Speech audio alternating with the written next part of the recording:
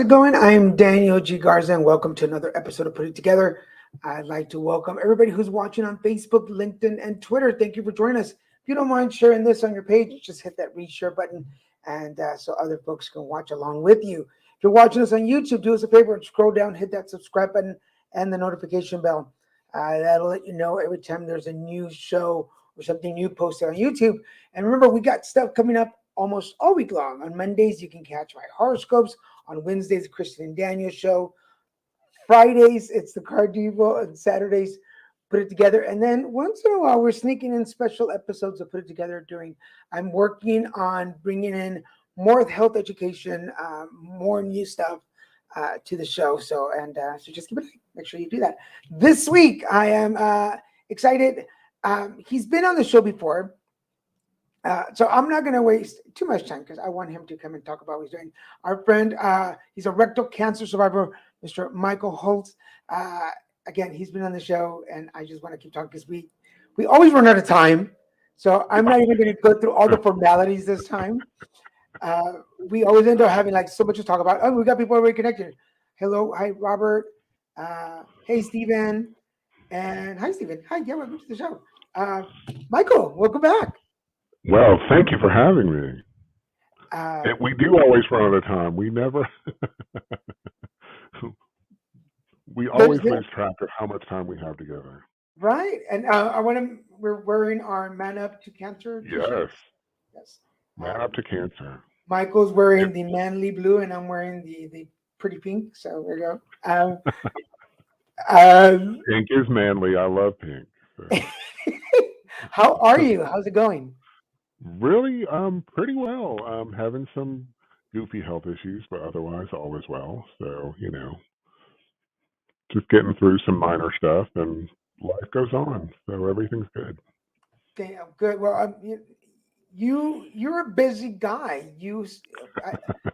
I say that with respect, because everybody knows that I stay pretty busy, but you're a busy person, and one of the reasons that we're here today is this is your 10th anniversary. It's coming up. It's not today for the folks. It's not today, but it's coming up. Right. Yeah, my 10th cancer anniversary is March the 27th, and it's a big deal that I've survived for 10 years because I wasn't supposed to. Wasn't really supposed to survive too, but here I am. So God had other plans. Go doctor. Right. Strong arm self. One of those few moments where we can look at a doctor and go, I am so glad you were wrong. To take folks back a little bit, just for the people who didn't watch the first time you were here, is this your second or your third? This is your second. I'm sorry, say that again? Is this your second or your third time? This is my second. Yeah, this is my second time on the show. It's just we visit often, so we have Zoom chats, private Zoom chats. So it all bleeds together. Yes, and usually those tend to be super long as well. But for the folks who weren't here the first time, can you take us back to your diagnosis, and we'll go from there. Yeah. So March 27th, 2012, I had a colonoscopy. For the 3 months beforehand, I'd been having some funky digestive issues, like feeling like I had to go to the bathroom and nothing would happen, or I couldn't get on the toilet fast enough. And eventually there was blood in the toilet, which I knew was not a good thing, and called my primary care doctor, and he said I needed to get a colonoscopy. So had a colonoscopy on March 27th and found out I had cancer. Learned through further testing that it was stage 3B rectal cancer, and went through 11 months of treatment that included radiation therapy and oral chemo, then surgery to remove the tumor, and 6 months of FOLFOX infused chemo. And ended up with a permanent colostomy bag and neuropathy in my feet, and just a bunch of other side effects that have kind of cropped up over the years. But my surgeon before he freed me at the 5-year mark, like to remind me that I shouldn't be sitting here because stage 3B rectal cancer, usually there's a recurrence. It was like an 80% chance that there would be a recurrence, and I didn't have one. So getting to the 5-year mark was amazing. And he walked into the room that day on my fifth year meeting with him, and he said, "What do you do when you get 20, 30, or 40 years that you weren't supposed to have?" He said, "You go out and you live an amazing life." And he said, "That's what you're going to do. You're going to go live an amazing life." So, and I have to say, I have. You're pretty. I have to agree. You're a pretty cool dude. So, I want to go back a little bit because for those of you, I've been talking about it on almost every show. I just came back a couple of weeks ago from the Advancing the Science of Cancer in Latinos conference, and one of the things that was a theme, especially as I was talking about anal cancer. One of the themes that came up was avoiding or ignoring the symptoms and how easily they can be confused from symptoms something else. Like, for instance, as men, if there's a little bleeding, sometimes we'll just say, "Oh, it's hemorrhoids, it's the way I'm eating, it's something." Yep. Were there symptoms that you ignored in the beginning? I didn't ignore them so much as I knew they were different. So I was 43 when I was diagnosed, and when I turned 40, I worked really hard to lose 100 pounds. And I believe if I had not lost that weight, I would not have paid attention to those symptoms because of the way that I was eating before. Diarrhea and constipation, that they come with eating bad food, right? So I wouldn't have known that those symptoms were different if I hadn't been living a healthier life. Yeah, because that's one thing that, for instance, and through the story, we're going to be comparing a little bit of notes just so Yeah. that folks can get like an idea of how sometimes we do just kind of like not pay attention. I was very active. I was running around all the time. I had a job that kept me busy and eating on junk food sometimes because the easiest thing to do was to drive through McDonald's and pick up. For me, it was chicken nuggets. I lived on chicken nuggets and Happy Meal chicken nuggets. Okay, it was for the toy too, but I just thought, and for me, it was that. It's like I'm not eating healthy. Something's not right. I'm running around. I've pulled something, and that's why I'm bleeding. So does that make sense? It does, yeah. And I think you're right. I think as men, in general, we want to think that, well, it'll get better. This will pass eventually. It'll get better. The bleeding will stop. The cramps, the whatever, will go away, and they don't. They just don't. So now, for folks watching, is there history of cancer in your family?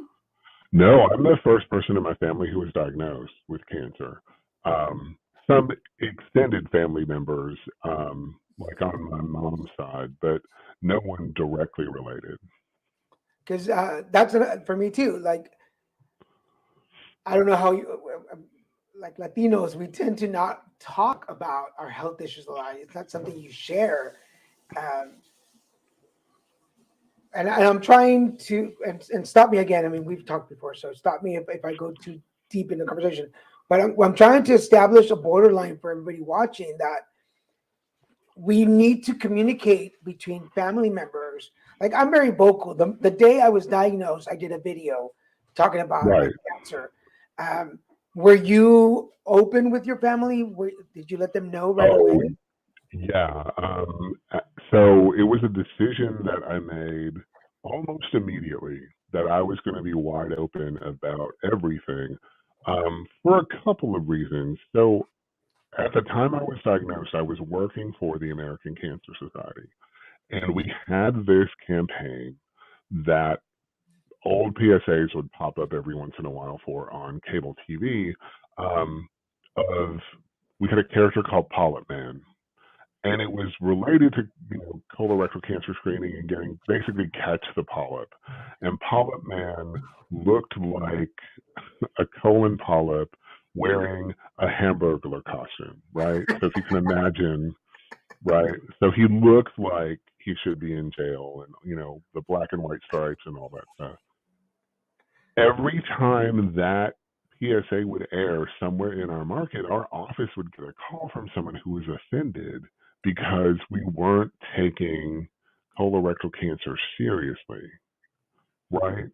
And the challenge that I had with that was, A, you're talking about, but, for lack of a better phrase, on the one hand, it makes people uncomfortable, but on the other hand, you can use humor to make a point about what's going on, you know, with your colon and your rectum and, all of that stuff. So, I mean, I could have, I have a t-shirt that says, ask me about my butthole, you know, as a means of having conversation about colorectal cancer.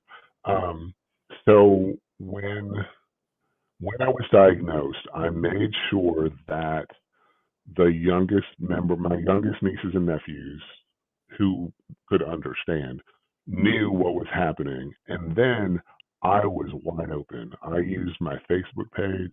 I set up a Caring Bridge account. Now I have a website where I was very open about every step of the process, every flex sig, every endoscopy, every test that I did to get to the staging and then the treatment plan. And then there were pictures every time I went to radiation. There were pictures every time I did chemo, so that people would see, A, this is real, but two, B, you can get through it. Like, there's great medical care and there's great support for people who are going through cancer. And so I spent a lot of times talking about gratitude. And, yes, I talked about the nitty gritty details of everything and what we knew when we knew it and what we learned as we went through the process and how difficult surgery was. And that my doctor wasn't sure he got everything when he did surgery, and waiting for the prognosis and what all of that felt like, so that people could see, like, this is real, this happens to people, and how you approach it makes a big difference. And you and I are very similar in that, like I said, I've told this story a million times. I was diagnosed on Cinco de Mayo, and that part of I've done stand-up comedy at health conferences, and they love that joke. I'm like, I'm so Mexican, I was diagnosed on Cinco de Mayo. It's like, yes. And so American that my last day of chemo was 4th of July. But we both have a sense of humor about the cancer. Not everybody gets it, but I have my reasons for it. But what is your reason of bringing a sense of humor or comedy into your presentations? I think because it disarms people. I mentioned that I have a permanent colostomy. I talk about colostomy failures whenever they happen, for the most part, because as the saying goes, shit happens, and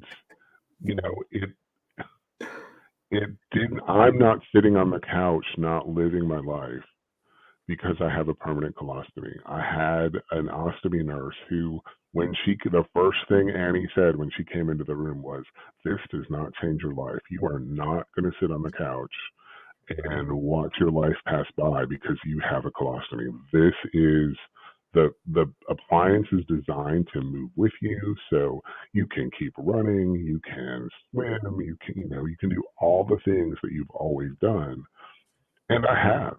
And yes, there have been varying degrees of appliance failures, from minor to colossal. And I laugh about all of them because if I focused on the negative aspects, I would live in fear of a colostomy failure, Yeah, and I refuse to do that. and you and I talked about this privately, that we had very different experiences, where you had a nurse that was very active in making sure that you jump back to a normal life. I Right. didn't have those. There was nobody there right away. They taught me how to put it on and off, but there was Hmm. no there was no peer counseling. There was no counseling at all, and it took a long time for me able to get still. And we're 7 years, well, 6 years in. April 1st. Oh, by the way, my ostomy surgery was April 1st, April Fool's Day. Okay. Just, Okay. just That's if, how American you are. if Yeah. that doesn't tell you why I make fun of it, whatever. But Absolutely. but this, I wanted to bring that up because how important it is to get a, a, a professional to walk you through it, or counseling or something. Because people have asked me, like, how soon should I start going to therapy or treatment? And I'm like, as soon as you're diagnosed, like, Hmm. get in there. Does that make sense? Yeah, absolutely. Um, and like your experience, a lot of people don't have someone. They don't have an ostomy nurse, or someone who's going to sit down with them and say, "This doesn't change your life." So there have been times when I have stepped in to tell friends and other people who've been diagnosed, like, here's my experience. This didn't change me. It's not going to change you either.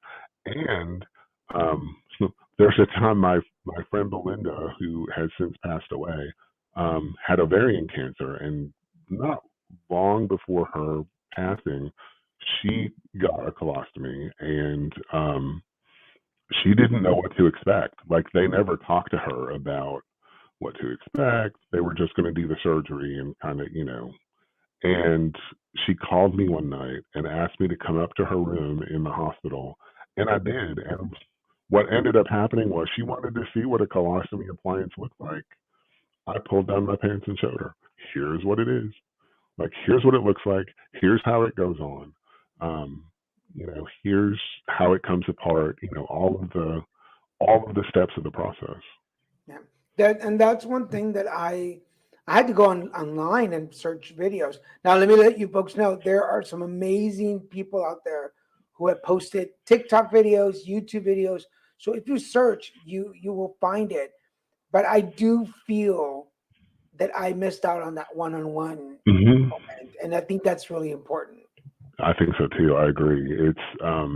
It's definitely a missing link for people who um, are getting a colostomy or an ileostomy because of their cancer, and they don't have somebody to have that one-on-one with them to say, you're going to be okay. You really are. And then talking about tragic stories, we were in Florida one year, and it was hot like it is in Florida, and it was humid like it is. And for those of you that don't know, the wafer that they call her, the base, sticks to your skin with the glue. So Hmm. if it gets too muggy, things can happen. So it's the middle of the night in Florida, and Tommy, which is my ostomy, I've named it Tommy. Tommy decides to have an explosive moment, and Yes. it's like a bomb that went off under the sheets. And it was my last wafer that I had with me on the No. trip. It's the last day of the vacation. We're coming home the next day, but it's the last one. So, and we didn't even have like medical tape with us. I think we ended up using like masking tape or something to tape it down to come back from Florida. So yeah, people, there's some horror stories. Now Yeah, yeah. we we we we talk about all the great stuff that's happened, but from the moment that you were diagnosed to now, just so that folks get a more realistic view of it, had there been moments where you were like, screw this, like, I am so done with this? Oh, for sure. And there have even been, as much as I joke about colostomy failures, there have been days where I'm like, I can't do this anymore. You know, um, yeah, there have been not many, but certainly, in the middle of chemo, when you can't, there were days I could not get off the couch. Walking out to the mailbox, which is literally 50 feet from my front door, felt like running a marathon. And I've run marathons, so I know what that feels like. Um, yeah, there were times that it's brutal. And then, in the years since, these stupid side effect things keep cropping up. Like glaucoma, non-pressure glaucoma in my eyes, and just weird stuff like that. And I'm like, really? I'm still doing this because of cancer? And, I had radiation in my pelvis 28 times. There's no telling what's waiting for me down the road because of that radiation. I mean, it has an impact, and at some point, there's going to be a pay. So Hey, sir, Mr. Blum is here. Yes, seeing another ostomy take care of their ostomy is the best instruction for any ostomy. Yes, absolutely, peer counseling. If you're out there watching this, or if you want to share this with any health office or doctors, let them know. I was registered with my doctor at one point for people to call me in when they were about to go to surgeries or they were contemplating, and then they just stopped. And I'm like, why did you stop calling me? Like, I know you haven't stopped doing surgeries. right. People need to hear it because I totally sometimes it's so refreshing to hear that somebody else is going through. Like, you're like 10 years later, I'm still going through stuff because 7 years later, there are mornings when I wake up and I'm like, oh yeah, you're still here. I have to go change my bath. Right. Uh, Well, and there was a really bad time for me in the fall, when so the long story short is my blood calcium level has been running high for a while, probably a year and a half. Well, high blood calcium can be a sign of a recurrence. Well, I couldn't get anyone on my medical team to give a damn that my calcium was high because it was just high enough. It wasn't astronomically high. It was a little high. So in October, my primary care doctor kind of freaked out about my high calcium, which helps me freak out myself, you know. So after a new battery of blood tests and still seeing that my calcium was high, went to see my oncologist for my annual visit, and um, my blood calcium was high. He sends a note to my primary care doctor and says, "You need to deal with this." Well, he didn't say, what does that mean exactly? yeah. But I told my primary care, because my primary care doctor called me and he said, "Do you know what he means?" And I said, "We talked about parathyroid hormone testing when I met with him." And I said, "I know they didn't run that test when they did my blood work." So he ordered the blood work, and sure enough, my parathyroid hormone was out of whack. And so now I know that I have hyperparathyroidism. It draws calcium out of your bones, which is not good for bone density and all of that. So at some point in the next couple of months, I'll be having surgery to remove a couple of my parathyroid glands because they're enlarged, which Oh, I just learned today. But it took kind of having a come apart in the fall to get to the point of someone has to listen to me. Like, something is wrong. yeah. I know something is wrong, and nobody was nobody was really listening until they were. Yeah.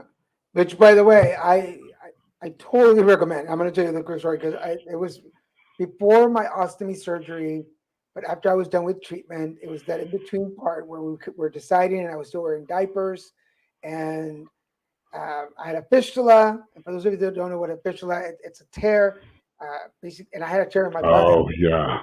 So I had two butt holes for a little while because I'm an overachiever.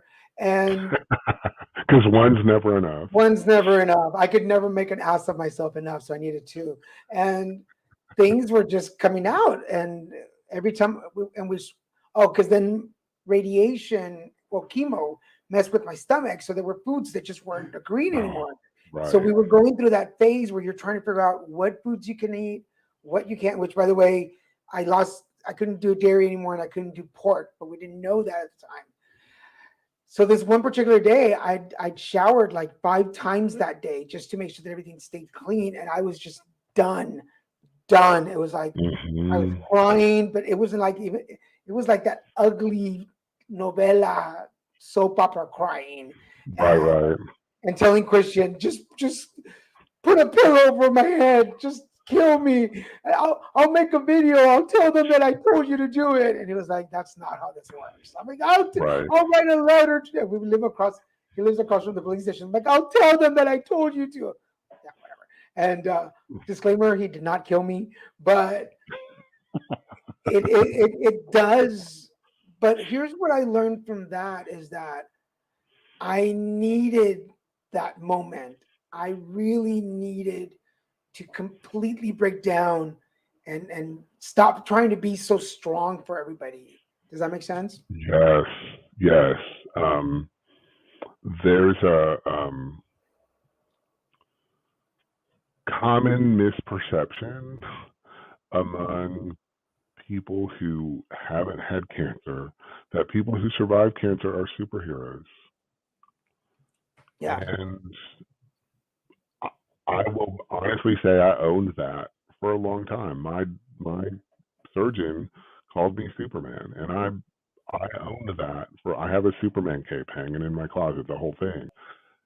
And I reached a point where um, I just said I have to put the cape down. I'm not Superman. I'm just a guy who survived cancer. I've lived through a bunch of crap the last 10 years.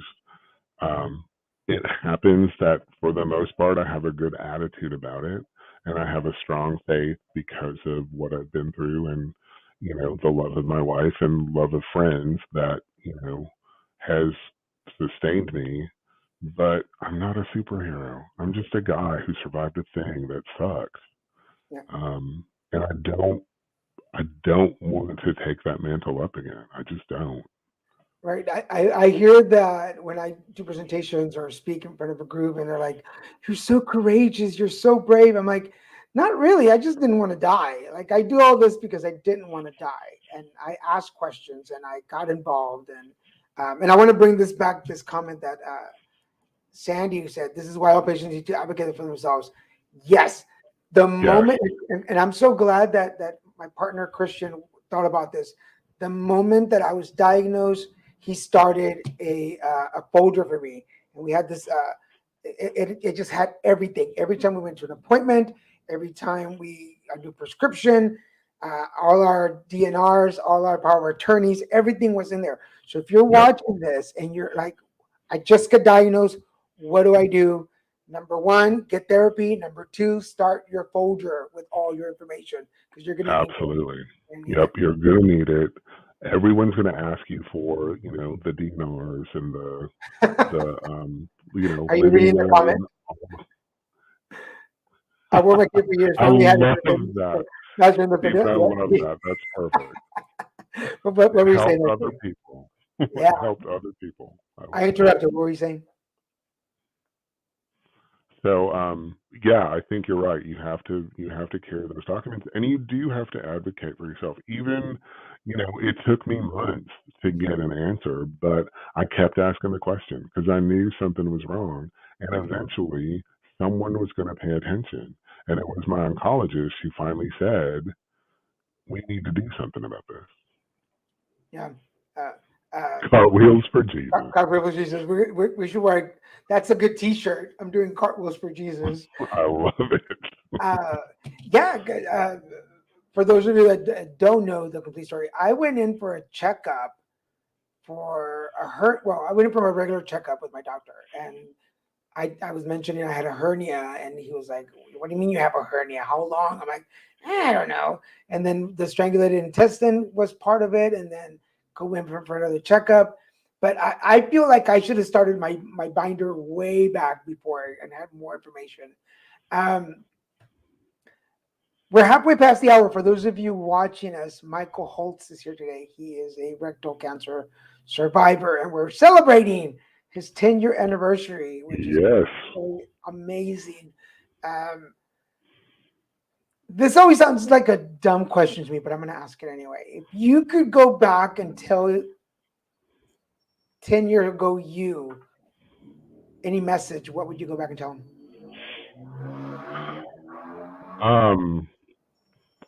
That it's going to be okay. That you don't have to do it all. Because I think that's the other part of it is I love being involved in cancer advocacy, but I don't have to do all of it. I can only do what I can do, and that's okay. My goal when I was diagnosed was to shed light on this disease, and I feel like I'm still doing that, and I'm still able to talk about, but I don't have to do it all. I don't, I can do what I can do. Yeah. I went through that with HIV in the beginning, where there weren't a lot of Latinos bilingual speaking out. So we were like, hey, can you come and do this? Can you come and do this? But back then I was on disability, so I had a lot of time on my hands. And I was like, yeah. Like, of course. Yeah, sure. I went back. I'm going to be honest, with cancer, I wanted to be part of it. I wasn't mentally prepared to be part of it. And yeah. It took, and actually she's been watching, Sandra Stewart is the one that invited me to the conference in San Antonio. And it took that to really open my eyes. And it was mostly because people weren't talking about they are not talking about anal cancer. And I feel like I'm going to put what I learned in HIV into practice into anal cancer. So the question is, where did your sense of, I guess, purpose, where did this feeling of I need to say something come from? So there is a quote, and I'm going to forget his first name, but his last name is Thurman, and he wrote this quote about,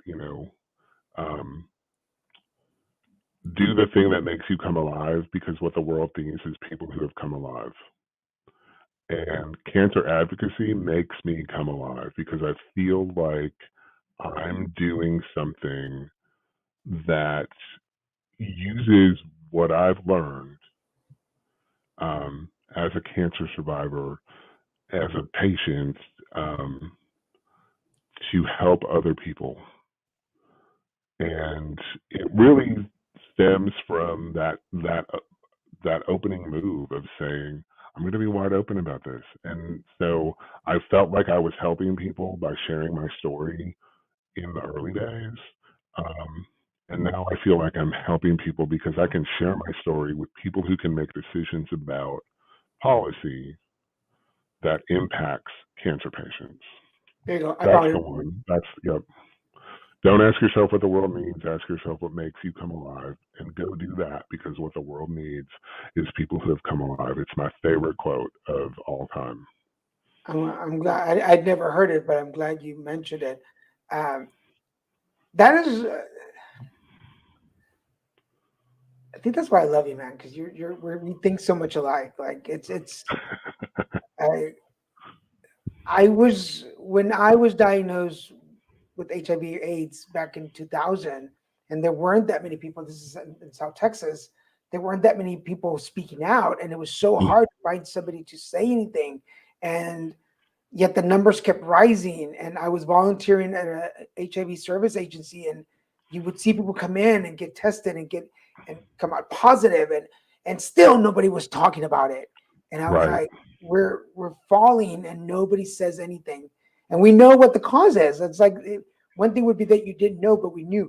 And I was like, dang it, I'm going to say something. And then the first health fair I did, the first time they invited me on a news channel to speak. This is South Texas. Everybody knows your business. And soon as I did it, people knew, people found out. And I was like, well, we're off to the races. Like, you Yep. can't stop now. But I dig that. I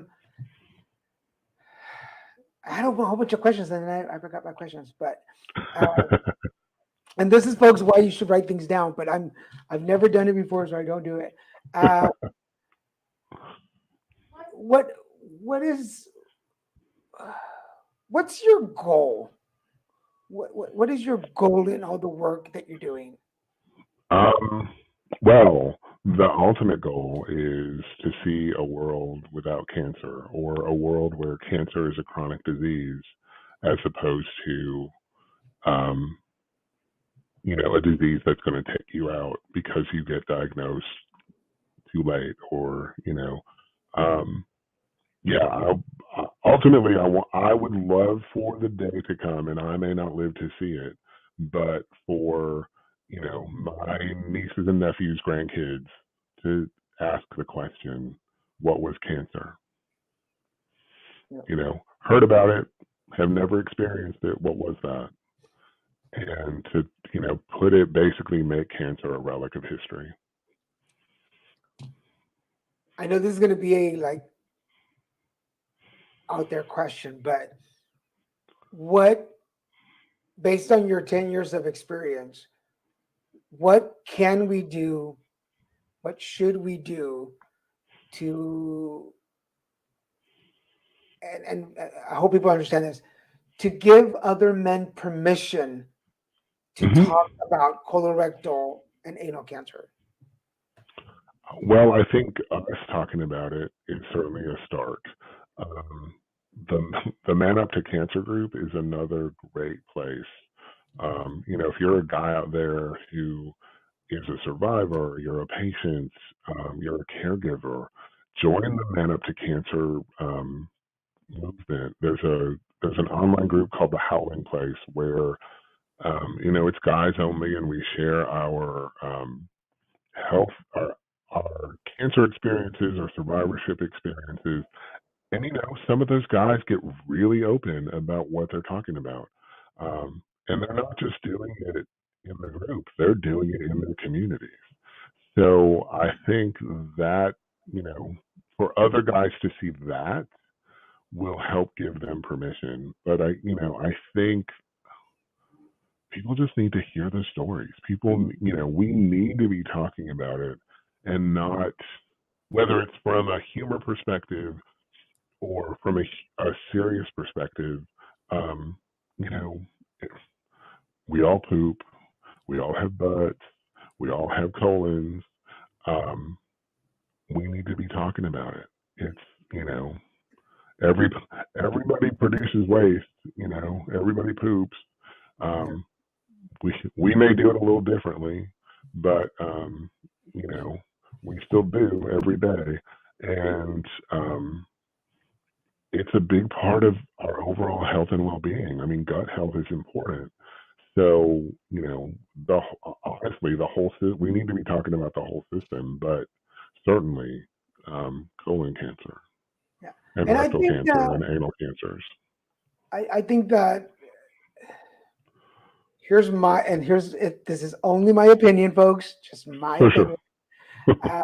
It does not reflect the opinions of Michael or any organization that I've listed today. I think that the reason sometimes the system doesn't move faster is because we don't move faster. If we don't push, if we don't start talking about it more, it's like HIV. For a long time, it was really silent. And I heard people saying, oh, it's been cured. They found a cure. We don't hear anything about it anymore. And I'm like, no. It's just people got tired of talking Yeah. about it. But the more we talk about it, talking about cancer does not mean that you're negative, and it doesn't mean that you're calling it in. It's being realistic. I never brought up cancer a day in my life. And at 44, it became part of my daily conversations. Yep. So let me reassure you that talking about cancers or is not calling in the cancer. Right. Having a colonoscopy does not make you gay. So let me just put that out there. That I guarantee you that is not what happened to me. Um, there's all these myths that I hear, but it's because sometimes, and I'll raise my hand. Sometimes we're afraid to bring it up, Yep. and we don't do it. So let me bring up the website again. But yes, Men Up to Cancer. That's one of the first groups that I joined after I started Men Up to Cancer. So that's where the t-shirts come from, folks. So, Yep. I told Trevor not too long ago, Trevor Maxwell, who's the kind of founder of the Man Up to Cancer movement, that I wish it existed in 2012 when I was diagnosed, because it would have been a great resource. So for anyone who out there who wants to lean into other guys, that's certainly the place to do it. And I agree with you. I think we have to keep talking about it, because we need to. We don't need to let it, quote unquote, die. We don't need for people to think, oh, well, it's not a big deal. Um, the thing about colon cancer is it's skewing younger and younger, right? So the guidelines for screening just changed to 45, yep. but we're seeing more and more younger people diagnosed. And we know that by 2030, colon cancer will be the number one cancer killer of people aged 20 to 49 if things don't change, which means people need to get screened. They need to be, talking about their symptoms, if their bowel habits change, if they lose weight unexpectedly, all of the symptoms that could be colon cancer related. We need to be serious about them and not ignore them and think, oh, this is just going to go away. Because if you wait for it to go away, you're going to go away, Yep. is the And bottom line. we were just discussing that this morning in the meetings that I had, that from 55 to 45. And then when I talk to people, depending on who I'm talking to, for instance, in the gay community, I talk to guys and I'm like, if you have had anal sex, if you have been, if you have had HPV, which is another thing that we don't talk about, because a lot of the commercials that came out were geared towards females, not towards males. And males, we can get HPV too. Because for me, that Yep. was the perfect storm. It was HPV, HIV, and polyps that were there from tears from when I was younger that created the cancer. And Hmm. so I tell young gay men, like, if you are having anal sex and you've had tears or problems, talk to your doctor, bring it up. Because if you're young, they're not going to talk to you about it. They're not going to bring it up. Absolutely. And Absolutely. and most, again, we go back to the beginning of the conversation. By the time that you do have complications and talk about it, it's too late. So It's too late. too Yep. late. So we're coming up on the 45-minute mark. Man, this goes really quick. Um, we're at the point of the show where I ask my guests to share some words of wisdom with our audience. So, Michael Holtz, what words of wisdom do you have for us? Oh man. So on the topic of colon cancer, my words of wisdom would be, if you are 45 or older, talk to your doctor about getting screened. The the screening test that's right for you is the one that you'll get. Um, I know people have fears about colonoscopy prep, and they've heard the nightmares about sitting on the toilet for hours at a time and all those things. Um, it's changed a lot. I mean, I've had several colonoscopies in the last 10 years, and the prep is different from now than it was the first time I had one. And I tell people I would do the prep for a colonoscopy every stinking day if I never heard the words "you have cancer" ever again. But there are other tests. You can do a FIT test. You can do a fecal DNA test, and you can do those in the comfort of your home. You produce a sample and you send it off to a lab, and you know. Um, the other sort of life-related words of wisdom are to be grateful. Gratitude is, and expressing gratitude is hugely important to our happiness, especially for guys. Um, if guys can tap into expressing, even if it's just writing it down, write down 3 things you're grateful for at the end of the day. You can increase happiness by 25%. Think about that. Who doesn't want to be 25% happier, especially these days, right? I mean, so. Good point. I like that. Where do I want to go now? I feel like we have 15 minutes and I want to use them in the best way possible. Biggest lesson you've learned in the last 10 years?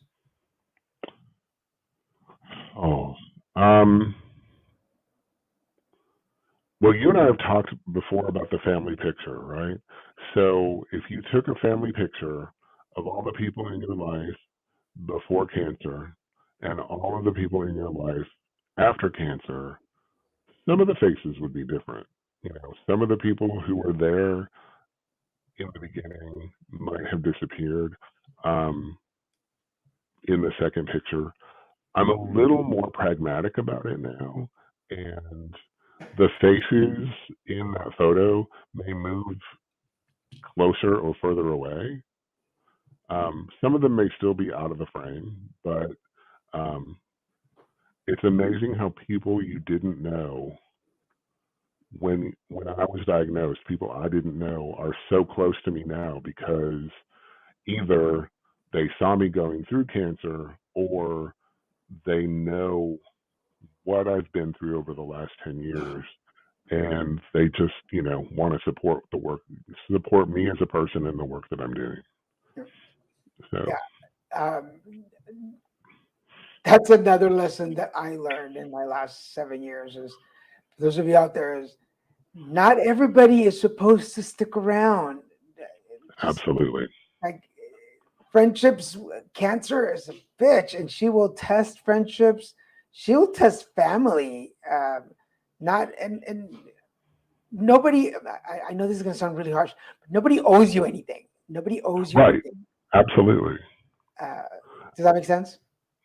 And I think for some people, we had some really close friends of ours who, in the middle of treatment, basically disappeared. And, I think part of that is my experience was giving them PTSD from their own experience with other family members, and they just couldn't deal. And I'm totally okay with that. Like, I'm not angry that they disappeared. I don't understand. I don't know entirely why. I'm just sort of guessing that that's the reason. But they have their reasons, and maybe it was just too much. Maybe they came with me as far as they could go, and as far as they were meant to go on my journey. So that happened. But the beautiful thing about that is that it left, at least in our lives and my life, it left room for people who wanted to be part of my journey, and you support them and they support you and they know. But let's change this around in the last 10 minutes. I want to end this. Like, people are like, more cancer stories. Yes, well, that's what the show's about, so stop it. But your birthday's coming up. What other plans? What do you got planned for your birthday? I don't really have plans yet, but okay, so that killed the question, Michael. I can honestly say that whatever it is, I want it to be quiet. I don't want, and even for my 10-year, like, I used to envision when I got to my 10-year survivor mark that, like, I wanted this big party with, lots of people and champagne, and I really just wanted a quiet celebration. Yes, I want people to know that it's my 10th cancerversary, but I just want to observe it quietly with,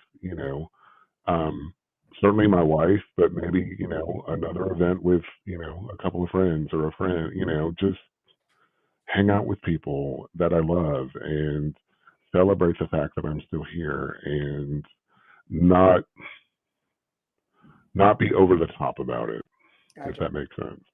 Yeah, and for the folks out there who might be watching this, who are not part of the cancer circle, that you've not been affected by cancer or any other disease, you might think, Oh my God, you guys are so morbid because I've heard that. You guys are so morbid. Why do you celebrate the day that you were diagnosed? I celebrate it because I'm still here and I can't. I can't. Absolutely. That to me, that's reason enough.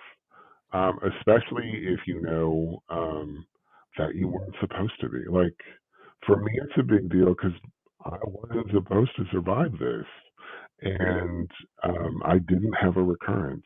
And even though I have this, growing list of old people side effects, and I say that as a 53-year-old man, so or almost 53-year-old man. Um, I'm still here and I'm still doing my thing and I'm still able to be a cancer advocate and a husband and a friend and a guy who goes to the gym and works every day and all the things.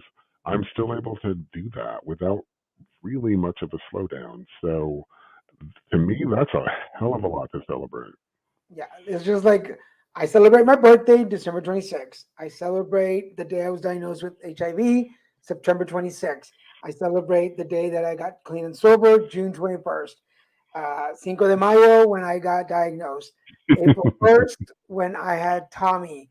Like I celebrate May 9th, our anniversary. Like all these Yeah. days that I left that at the end because I forgot the date.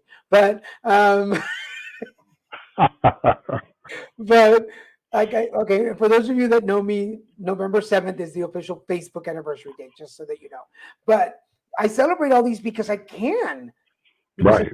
and because I remember being so sick when I was diagnosed with AIDS that I was in bed and I couldn't get up.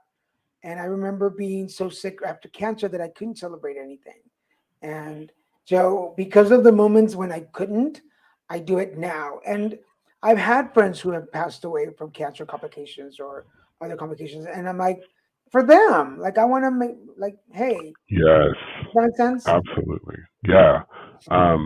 Because there are so many. I mean, the the longer so there are two things that I've realized the longer I do this work. One, um, I'm going to get to know people who are going to pass away from cancer.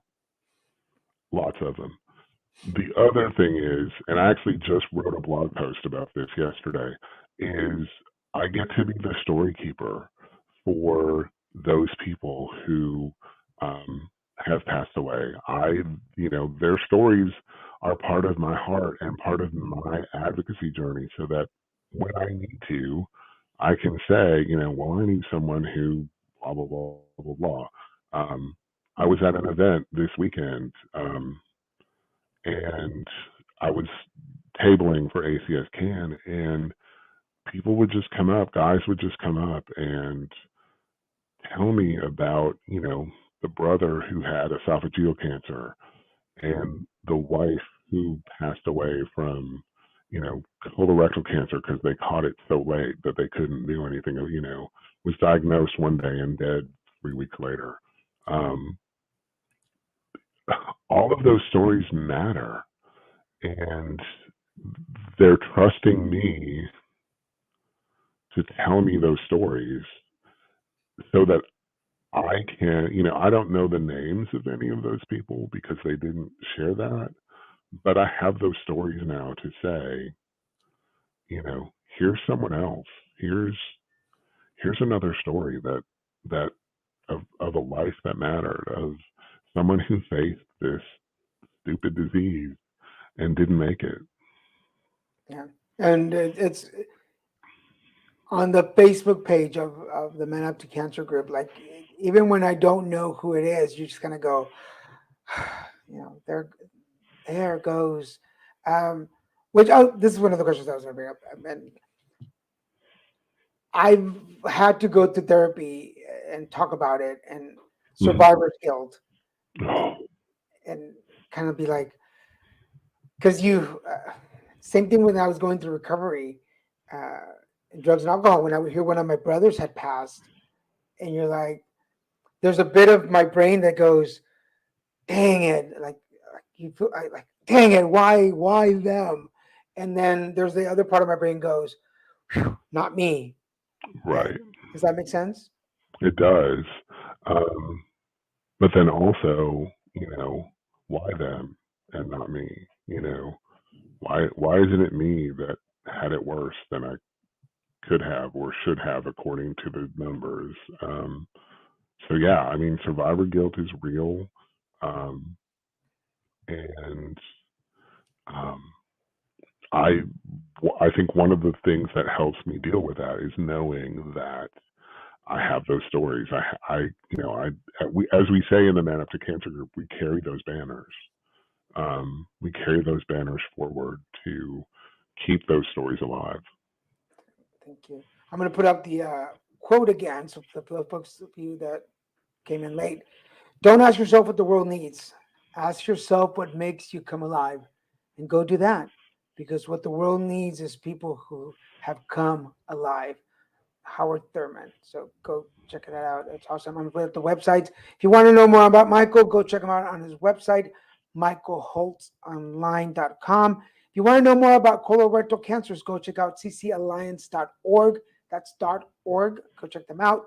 If you or somebody you know, gentlemen, has been going through cancer or is going through, have them check us out at manuptocancer.com. That's where you can get one of these t-shirts, which is really cool. Got in various colors. I particularly like the nice pink one, so check it out. Man, Michael, thank you so much for coming on the show. It's always a pleasure having you. My pleasure. I'm glad to be back and hope we can do it again someday. So I'm going to put you in the green room, and I'll be back for you in just a second. Okay. For everybody watching, thank you so much for being here. Remember that we have one last comment. Great show, Danny. Michael. Thank you, Cindy. If you're watching us, remember we are here almost every week. Here's our lineup. Our Christian and Daniel shows on Wednesday at 6-9 Eastern. The Card Devo on Fridays at 5-8 Eastern, and put it together on Saturdays 12-3 Eastern. And you can find us on all these 4 channels: Facebook, Twitter, YouTube, and LinkedIn. Make sure that if you're on YouTube, scroll down, hit that notification button.